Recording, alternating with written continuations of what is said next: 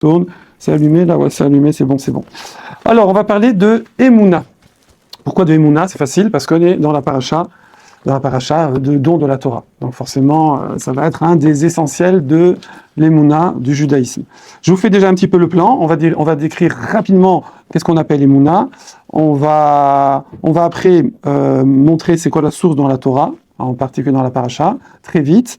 Ensuite, on va donner les 3 piliers. Vous savez, pour faire tenir un tabouret, une table, une chaise, n'importe quoi, il faut 3 pieds.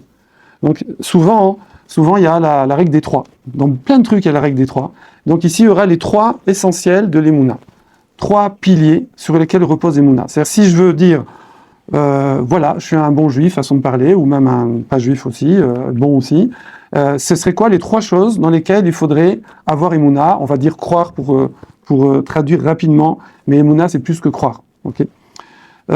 Ensuite, on va voir qu'il y a un lien avec les 3 fêtes, les Shloshar Regalim, Pessah, Shavuot, Sukkot. Et je suis super gentil parce que je vous dis déjà, ça va être quoi la question? Je suis trop gentil.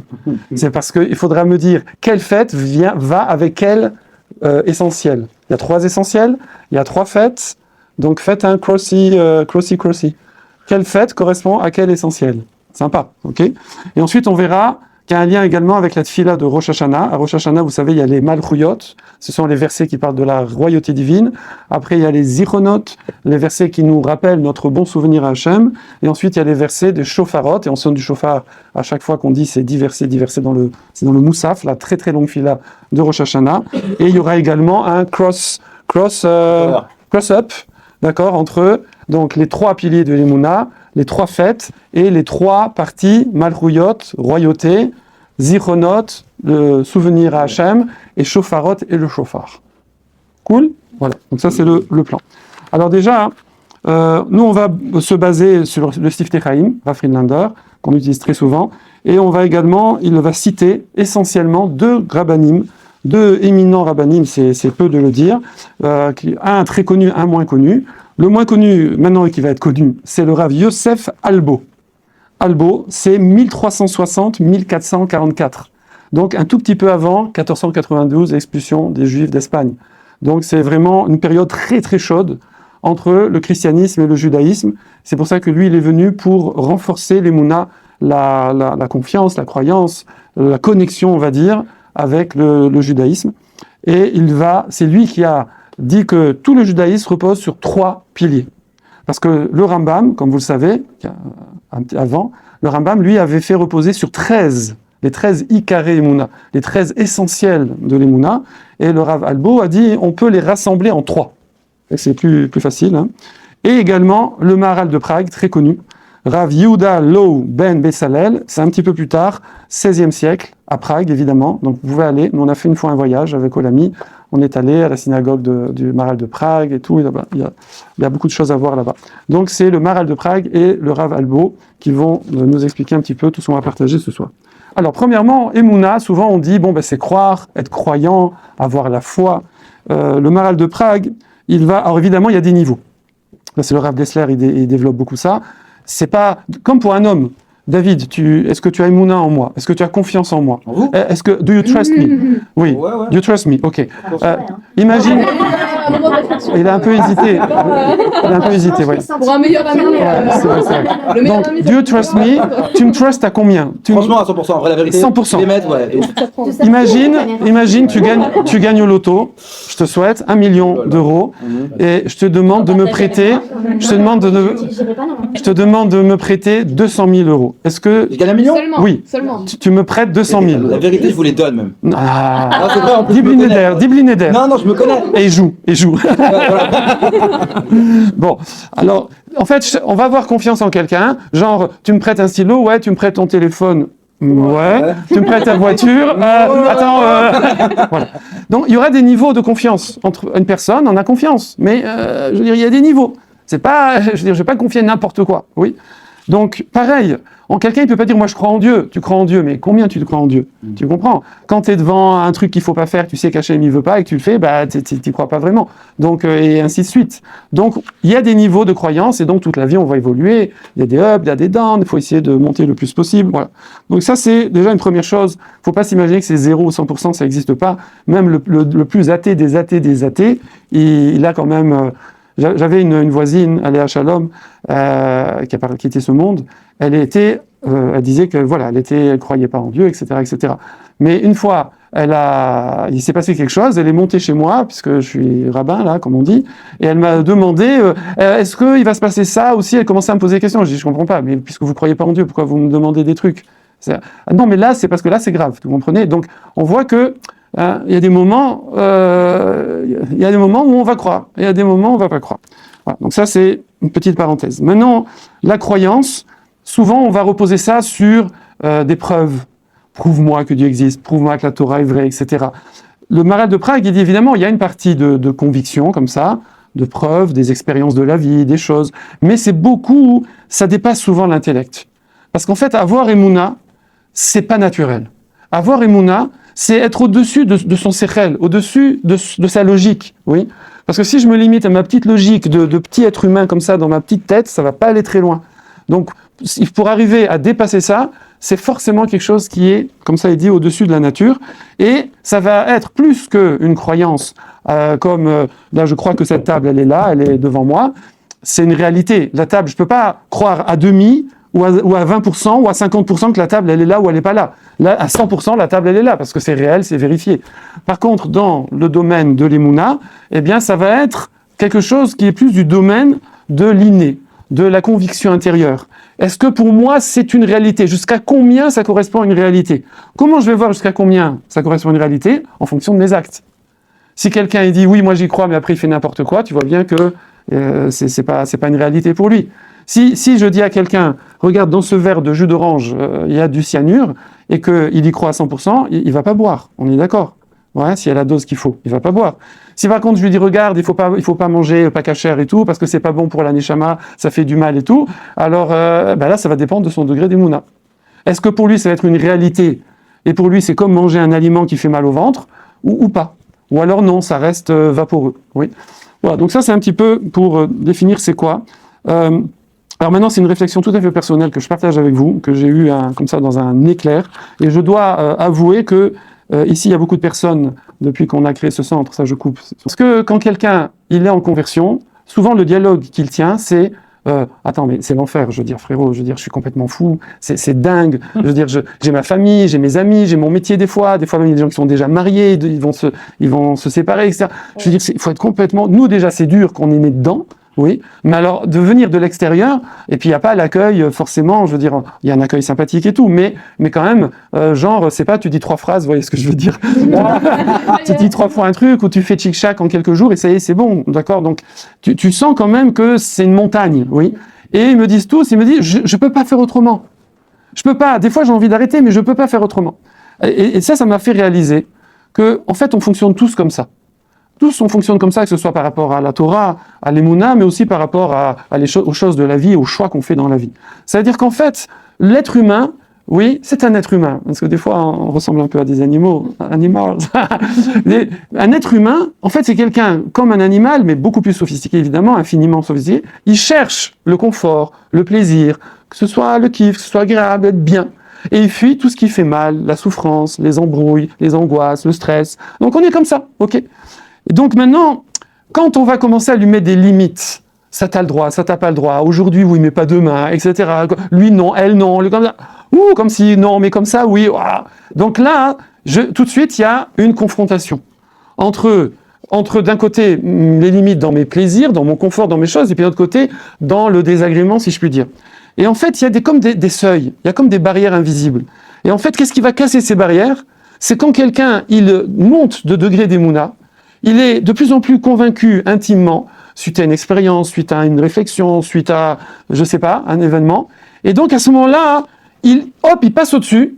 Et maintenant, c'est presque amusant. C'est que maintenant, de faire mal, c'est ça qui lui... faire mal, mais qui est un kiff, en vérité, physiquement, je veux dire, mais c'est ça qui lui cause de la souffrance. C'est-à-dire qu'il va être en souffrance de ne pas faire en accord avec ce qu'il ressent. Il va avoir plaisir de gérer sa vie en fonction de ce qu'il ressent. Et effectivement, bon... je veux dire, vous n'êtes pas obligés tous de le savoir, mais j'ai grandi, voilà, c'est ton anniversaire, un quart de siècle. Ben, moi, j'ai grandi un quart de siècle, à peu près presque, en dehors de la Torah. Oui. Et, oh là là, voilà. Bon, j'ai pas grandi dedans. La France était un petit peu un désert à l'époque, donc on se trouve des circonstances atténuantes. Mais il n'y a pas photo entre tous les plaisirs, tout le kiff que j'ai de vivre après dans la Torah par rapport à ce que j'ai vécu avant. Pourtant, avant, je faisais ce que je voulais, comme je voulais, où je voulais, qui je voulais. Et comment et donc je peux comparer. D'ailleurs, de nos jours, personne nous oblige à être religieux. Hein, je veux dire, en France, en tout cas. Voilà. Donc, si quelqu'un il l'est, c'est qu'il kiffe plus, parce que sinon, il arrête de l'être. Faut pas chercher. Voilà. Donc ça, c'était un peu comment. Il y en a, ils le font par peur. Alors, quand on dit peur, c'est un petit peu lié à ça. Ça veut dire que j'ai une conviction, donc je peux pas aller outre. Je peux pas aller outre. Ça me ferait souffrir d'aller contre cette conviction. Alors, bon, je ne vais pas développer plus parce que vous avez senti que c'est quelque chose qui peut beaucoup se travailler, se détailler. Maintenant, on va passer à la deuxième partie. C'est un peu pour définir rapidement c'est quoi l'Emouna. Maintenant, enfin, comment j'ai compris. Maintenant, les trois piliers d'Emouna, c'est quoi? Les trois piliers. Manger en même temps. Hein. On voit que dans la Torah, 3 fois, on nous dit que le peuple juif a eu Emouna. Oui, c'est marqué « Vayamen ha'am vayishmeu kipakad Hashem ». On a 210 ans, on était en exil en Égypte. 86 ans. C'est des 10 ans, 20 ans, 30 ans, 40 ans. Il y a des gens, ils sont nés, ils ont connu que l'esclavage. Un esclavage de jour et de nuit, extrêmement pénible, oui. Pitom, il y a l'ex-fils adoptif de Pharaon qui arrive d'on ne sait où, et qui vous dit « Dieu m'a parlé, je vais vous libérer ». Il fallait y aller. Bon, il a ramené des signes et tout, la main, le bâton. Mais, d'ailleurs, Moshe Rabbeinu lui-même, il a dit à Hachem, mais ils vont pas me croire, oui. Eh bien, ça, et là, on voit dans le verset, c'est marqué qu'ils ont eu Emouna. Donc, on voit que ça, c'est déjà une Emouna. C'est quelle Emouna? Un des 3 piliers, on va voir lequel. Deuxième endroit où c'est marqué que les Israël ont Emouna, c'est au Har Sinaï. D'accord? Au Har Sinaï, c'est marqué « Ine anori ba'elecha be'ava'anan » je vais venir à Shamidia Moshe Rabbeinu dans un nuage épais, façon de parler. Hein. « Ba'avour yishma'am be'davrai » le peuple va écouter mes paroles. « Imecha » quand je parle avec toi. « Ve'gam becha ya'aminu le'olam » et aussi en toi, ils vont croire. Donc, ils vont avoir Emouna, c'est Matan Torah. Avoir Emouna, Matan Torah, c'est le deuxième pilier. On va détailler. Troisième pilier, c'est quand? C'est Kriyat Yam Souf. Quand on a traversé la mer, alors évidemment, je n'ai pas dit dans l'ordre, hein, excusez-moi, d'abord Kriyat Yam Souf, après Matan Torah, oui, merci. Donc Kriyat Yam Souf, là aussi, c'est marqué Vayiru Hamet Hashem, ils ont vu la présence divine, Vayaminu B'Hashem, ou Moshe Avdo, ils ont eu Emouna en Hashem et dans Moshe son serviteur. Donc voilà les trois événements. Donc l'annonce qu'on va être libéré de l'esclavage, la traversée de Yam Souf où on voit Akadosh Baruch Hu Zekeli Venveu, et la troisième c'est Matan Torah. Ok, à Shavuot ou Har Sinaï. Alors ça correspond à quoi ces 3 piliers? Alors le Rav Albo et le Maharal les décrivent à peu près de la même façon. La première Emouna, qui est le socle des 2 autres, hein, c'est le fondement, c'est ce qu'on appelle Mitziyut Hashem. Mitziyut Hashem, mot à mot, ça veut dire qu'Hashem existe. Mais évidemment, ça ne se limite pas à ça. Hein. Mitziyut Hashem, c'est quoi? C'est qu'il n'y a personne en dehors de lui. Il y a rien, personne ne peut l'empêcher de faire quoi que ce soit. Il est hors du temps. Il n'y a aucun gvoul, aucune limite, aucune limitation. Tout est sous son contrôle et il n'y a aucune autre force. Il faut savoir que même certaines religions qui se disent monothéistes ont quand même créé des petites embrouilles, genre le diable, le machin, le truc, etc. Bon, je ne vais pas dire plus. Et je ne veux pas vexer personne. Ensuite, et j'en parle pas évidemment des religions grecques, romaines, où c'est la foire là-haut. Voilà, d'accord. Donc ça, voilà, et ça se mélange, les hommes, les dieux, etc., etc.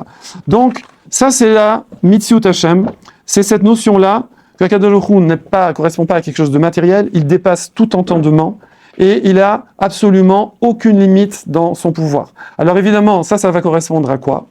Ça va correspondre à quoi dans les 3 événements fondamentaux? Ça va correspondre à Kriyat Yam Souf, traversée de Yam Souf, les Makot, les 10 plaies, où Hachem il change toute la nature, et la mer, il la transforme en son contraire, transforme la mer en sec, d'accord, l'extrême. Donc là, on voit que toute la nature, le Teva, n'est qu'une apparence, c'est Hachem qui est derrière, et il a tout contrôle, il fait ce qu'il veut. Il n'y a aucune limite, aucun... Voilà. Ça, c'est Mitziut Hashem. Donc même, il faut savoir que même nous, quand on va dire, ah bon, ça par contre, moi j'y crois. Alors là, je veux dire, moi je suis 100% là-dessus. Ah, moi je suis 100% là-dessus. C'est pas vrai, on n'est pas 100% là-dessus. Quand on fait des bêtises, ou quand quelqu'un dans son job, dans sa parnassa, l'autre... Dove. Quand dans sa parnassa, quelqu'un il va faire des petites embrouilles, ça veut dire il a l'impression que Hachem ne contrôle pas, puisque sinon il ne le ferait pas. On est d'accord? Voilà. Bon, c'est juste un exemple. Deuxième essentiel de l'Emouna. Alors effectivement, le deuxième, c'est quoi? C'est Matan Torah. Matan Torah, Akadosh Baruch Hu a donné le mode d'emploi. Donc ça c'est facile, c'est que la Torah est Min Hashamaim. Évidemment, dans la Torah Min Hashamaim, il y a plusieurs parties. Il y a la Torah écrite, les 24 livres, mais aussi la Torah orale. Et la névoie, la prophétie fait partie de la croyance, enfin de la conviction que la Torah est Min Hashamaim, parce que c'est beaucoup de choses ont été expliquées ou développées par la prophétie. C'est également la confiance que les rabbanim, que Akadosh Baruch Hu contrôle. C'est lié au premier point. Il gère et il fait en sorte qu'on garde une Torah authentique. Et c'est vrai que c'est quelque chose d'incroyable parce que à travers toutes les pérégrinations et les millénaires, on voit qu'on a gardé une Torah authentique. Et donc c'est une Torah divine. Donc on va pas commencer à faire notre cuisine dedans. Même s'il y a des adaptations aux générations, elles sont prévues dans la Torah et il y a des modes pour les faire ces adaptations. C'est pas la bonne franquette. Voilà. Donc ça c'est la deuxième conviction, c'est que toute la Torah, elle est exacte, elle est divine, elle est juste. Troisième, faut pousser un petit peu la porte. Troisième conviction, c'est hello. On va attendre. C'est la plus grosse, celle-là. C'est la plus grosse, c'est ce qu'on appelle Hashgacha Pratit et Srar Veonesh. Hashgacha, vous savez, une Hashgacha, c'est une surveillance. Pratit, c'est particulière. Et Srar Veonesh, c'est, on va dire, récompense et punition, mais dans le sens effet, cause à effet. C'est le fait de dire que Akadosh Baruch Hu, il n'a pas créé le monde et maintenant le monde il se débrouille. C'est que tous nos actes, de la même façon que dans le monde matériel, ils ont des conséquences. Si quelqu'un mange 10 plaques de chocolat, il risque d'avoir mal au foie. J'en ai déjà fait une fois, je vous dis, c'est violent, crise de foie. C'est violent, vraiment c'est violent. Tu as mangé 10 plaques? Non, mais... Voilà, donc c'est simplement, chaque fois que quelqu'un va faire des actes qui sont conformes à la volonté divine, ça construit, ça l'épanouit, c'est au niveau spirituel, au niveau physique également, et inversement, quand quelqu'un fait des boulettes, eh bien ça a des effets négatifs, et il n'y a pas besoin qu'Hachem il surveille derrière, vous savez, comme s'il y a une caméra, et après il envoie une décharge électrique, il n'y a pas besoin, c'est dans le fonctionnement, de la même façon que dans le monde matériel, eh bien, si quelqu'un saute de la tour Eiffel, on sait qu'on connaît le résultat. C'est pareil dans le monde spirituel. Simplement, ça j'en ai déjà parlé, mais je le refais à chaque fois, ce qui nous trouble un petit peu, c'est que Akadosh Baruch Hu, par gentillesse, par achamanout, il a mis quand même des bémols dans le fonctionnement spirituel. C'est quoi le bémol? C'est que souvent, il va pas il va pas donner la cause immédiate, il va pas donner l'effet immédiat. Ça veut dire qu'une personne, si par exemple, elle se plonge dans l'eau froide, elle a froid, c'est tout de suite, oui. Par contre, quand il fait des bêtises, il se passe rien. Des fois, ça se passera 5 ans, 10 ans, 15 ans plus tard, ou peut-être après la vie. D'accord? Et inversement, quand quelqu'un fait des choses bien, il met ses tefilines, il fait la tefila et tout, des fois, il va sentir quelque chose, puis des fois, il sent pas tout de suite. Il sent pas tout de suite, voilà. Donc, dans le monde spirituel, c'est pas immédiat. C'est pas immédiat. Deuxièmement, dans le monde spirituel, autre avantage, c'est qu'il y a plein de paramètres atténuants, circonstances atténuantes. Dans le monde matériel, par exemple, si je jette un verre du 10e étage, il va se casser en bas, sur la chaussée. Même si je suis très gentil, et même si j'aime beaucoup ce verre, ça ne changera rien du tout. Alors que dans le monde spirituel, en fonction de ce que j'ai fait avant, après, et mes enfants, et ma femme, et ma grand-mère, et tout, eh bien, en fonction de tout ça, eh bien, les effets ne seront pas les mêmes. D'accord? En fonction même de mes vies antérieures. Il y aura des effets qui seront pondérés selon une infinité de paramètres. Et également, super avantage par rapport au monde physique, c'est que je peux faire teshuva. C'est-à-dire, je peux faire, vous savez, la caméra là qui fait le film à l'envers, le verre, il remonte et il est réparé. Vous voyez, c'est-à-dire, le type, il a fait une bêtise et hop, ça repart en arrière. Et on dit même que quand quelqu'un, il fait une chouva, pas par crainte, mais par amour pour Hachem, eh bien, ça transforme même les bêtises en mérite. Donc, c'est vraiment énorme, voilà. Donc, ça, c'est la conviction, la troisième conviction, qui va être que je vis, chaque chose que je fais, chaque seconde, ça a un effet dans ce monde-ci, et ça a un effet sur mon éternité aussi. C'est automatique. C'est automatique. Simplement, il y a beaucoup de paramètres, je peux réparer, et c'est pas tout de suite. Ok? C'est ça qui nous... Mais c'est pour qu'on ait un libre arbitre. Bon, on donne un exemple archi bidon, mais il est sympathique. C'est un enfant, vous voyez, comme ça. Et puis, il arrive à Carrefour, publicité gratuite, ou à Auchan, ou à Lidl, on ne peut pas être jaloux. Et donc, c'est quoi déjà le RIB pour les dons? Alors, et donc, l'enfant, il arrive et il voit qu'on peut rentrer dans le magasin comme ça. Un petit enfant comme ça, il s'est sauvé de la maison. Et il sait que là-bas, il se souvient, il y a des bonbons, il y a des jouets, il y a des trucs. Et puis, la maman, elle prend le caddie. Alors, il prend le caddie et tout. Il dit, c'est chouette, on rentre, tac, tac. Il prend le truc. Il se passe rien, hop, il met dans le il se passe rien, il se passe rien, il remplit le caddie et il se passe rien. Donc la vie est belle, quoi. Il peut prendre ce qu'il veut, ouais. Et le truc c'est qu'à un moment, il veut sortir. Et là, au moment où il veut sortir, il y a la caissière, Et là, on dit non, non frérot, là faut payer, oui, faut payer. Ça m'a rappelé quelque chose, mais ça m'a échappé. C'est quoi déjà l'histoire? Ouais, ça m'a échappé. Non, c'était un ami, il a cassé sa voiture. Alors, ils n'ont plus de voiture. Et l'enfant, il dit, papa, achète une voiture dans le magasin, va acheter une voiture. Il dit, mais il faut avoir l'argent et tout. Eh ben, tu vas dans le mur. C'est le mur, là, qui donne les billets, là. Tu vas dans le mur, tu appuies sur les boutons et tu reprends les billets. Voilà. C'est mignon, hein, voilà. Voilà, donc ça, c'est les 3 piliers. Donc, on les reprend. Les 3 piliers, c'est, premièrement, le Mitziut Hashem, Kadosh Baruch Hu a tout contrôle. Il est hors du temps, de l'espace. Il n'y a rien qui lui échappe. Il n'y a aucune autre force, aucune autre puissance. Il n'y a pas la nature, il n'y a pas je sais pas qui, je sais pas quoi. Il n'y a rien. Tout est sous contrôle. S'il se passe quelque chose, c'est qu'Hachem le veut. Après, des fois, c'est compliqué à comprendre, c'est vrai. C'est des choses qui sont dures, mais c'est comme ça. Ensuite, deuxième pilier, on a dit, c'est qu'Hachem, il a donné un mode d'emploi. Il ne nous a pas laissé comme ça dans le monde et on ne sait pas ce qu'il faut faire. Il a donné un mode d'emploi. Alors, il a donné celui qui veut le super mode d'emploi, c'est les 613 mitzvot, c'est la Torah. Il a donné aussi un mode d'emploi pour ceux qui sont pas prêts à faire les 113 mitzvot, c'est les 7 lois noachides. C'est aussi un mode d'emploi. Ces 7 lois, si tout le monde les faisait, c'est le paradis sur terre. Il n'y a pas besoin de plus, normalement. Ok? Ça, c'est le deuxième pilier. Le troisième pilier, c'est que maintenant, tout a un effet. Tout a un effet. Donc là, par exemple, le scooter qui est en train d'arriver devant, là, hop, il va nous livrer les pizzas, on fait une pause. Alors maintenant, le Maharal de Prague, il dit que ces 3 piliers vont être liés aux 3 fêtes. Pessah, Shavuot, Sukkot. Alors vous allez devoir faire le cross, c'est facile, c'est hyper facile. Donc, le plus facile évidemment, celui-là je vous le donne, c'est Shavuot. Shavuot, c'est quoi? C'est quel pilier? C'est le Matan Torah. C'est que la Torah est Minashamem, c'est que la Torah est divine. Ok? C'est Shavuot. Alors maintenant il reste Pessah et Sukkot. Pessah, à votre avis, c'est quel pilier? Sortie d'Égypte. Sortie d'Égypte, ça veut dire Hachem a Mitziut Hachem. Hachem a tout contrôle, il peut faire l'eau, ça devient sec, les macotes, les plaies, il peut tout changer, il gère comme il veut. Donc ça c'est Pessah. Et Sukkot, Sukkot on dit qu'on est sous la protection, sous le ciel, parce qu'on va être sous la protection divine, c'est la Hashgacha pratique, le fait qu'Akadosh Baruch Hu, et il nous surveille parce que ça ferait négatif, mais on est en connexion et que tout ce qu'on fait, ou ça nous rapproche de lui, ou Chazé Shalom, ça nous éloigne de lui, et c'est automatique. L'effet est automatique. Oui. D'ailleurs, à Sukkot, on voit également que tous nos actes deviennent des mitzvot. Le fait de manger dans la soukha, le fait de dormir, le fait de parler dans la soukha, de se promener. Pourquoi? Parce que finalement, dans notre vie aussi, il n'y a pas que quand je mets les tefilines et je fais Shabbat et tout. Tous les actes de la vie correspondent à une avodat Hashem. Tous les actes de la vie vont nous rapprocher d'Hashem, ou Chazé Shalom, mettre de la distance avec les conséquences que ça a. Donc, super, ça c'est les 3 fêtes. Maintenant, les 3 parties de Moussaf de Rosh Hashanah. C'est facile aussi. Malchuyot, la royauté. Zichronot, le souvenir, et Shofarot, le shofar.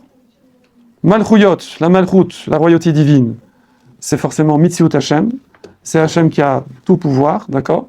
Ensuite, Zichronot, c'est notre souvenir, c'est le lien qu'on a, ça veut dire nos actions, le fait que toutes nos actions, nos paroles, nos pensées ont des conséquences, comme si c'était enregistré et que ça avait un effet, d'accord? Et évidemment, le shofar, on sait que le shofar, c'est lié à la Matan Torah. Ça, c'est plus difficile à expliquer. Dans le Siftereim, il explique pas, moi, j'ai pas compris plus que ça. Il dit, voilà, que de la même façon que la Torah, elle a pour but d'éveiller la personne, de la réveiller de sa torpeur, de la sortir de sa petitesse, oui. Mais le shofar aussi, quand vous faites comme ça, voilà, on y est cru, hein. Alors, ça réveille, ça sort de sa torpeur. D'ailleurs, le shofar de tout temps, vous savez, les gens, quand ils partaient à la guerre, quand ils voulaient faire peur aux ennemis, quand ils voulaient se réveiller le matin, voilà, c'est le shofar. c'est le chauffard, voilà, c'est ce son qui vient comme ça de l'intérieur. Donc voilà, c'est le lien qu'il y a entre... donc on a fait le parallèle entre ces trois piliers, entre les trois fêtes et entre les trois parties dans le Malchouyot. Voilà ce que je vais partager avec vous. C'est court, hein? Voilà. Mais c'est intense, il faut réfléchir là-dessus. Et en attendant, on va appliquer en faisant quoi là maintenant? Des brachot. Donc, alors les brachot, c'est hyper important. Parce que là, c'était tout Bishvat. Et c'est un lien qu'on a, que nous jalousent les anges, vous savez. Parce que les anges, ils n'ont pas le droit de faire des louanges quand ils veulent. Et nous, on fait quand on veut. On fait quand on veut. Alors, il y a la tfila, évidemment, la prière, mais aussi le fait de faire une bracha. Hein. On s'adresse à Hachem et c'est une louange, oui, qui amène la bracha dans le monde. Donc, c'est quelque chose d'extraordinaire. Et il faut savoir que si quelqu'un... En plus, ce qui est intéressant dans les brachot, c'est que c'est un petit peu toute la journée. Ça veut dire que ça va spiritualiser un petit peu toute la journée et spiritualiser quelque chose qui est une des choses les plus matérielles qui soit de manger, de digérer, d'aller aux toilettes, des choses comme ça. Oui, parce qu'il y a une bracha aussi après les toilettes. Donc, beaucoup de sages nous disent que si tu veux un conseil pour justement augmenter ton niveau d'émouna, pour casser ces barrières dont on a parlé au début, pour casser ces seuils et faire les choses plus facilement, avoir une évidence plus grande, eh ben, les brachot, ça c'est un moyen très efficace de les faire bien en pensant à chaque mot, en les étudiant, en sachant ce qu'on dit, en parlant à Hachem, pas juste comme ça, voilà. C'est vraiment de s'adresser à Hachem, d'imaginer qu'Hachem il entend la bracha et après qu'on mange l'aliment. Voilà, chazak à vous.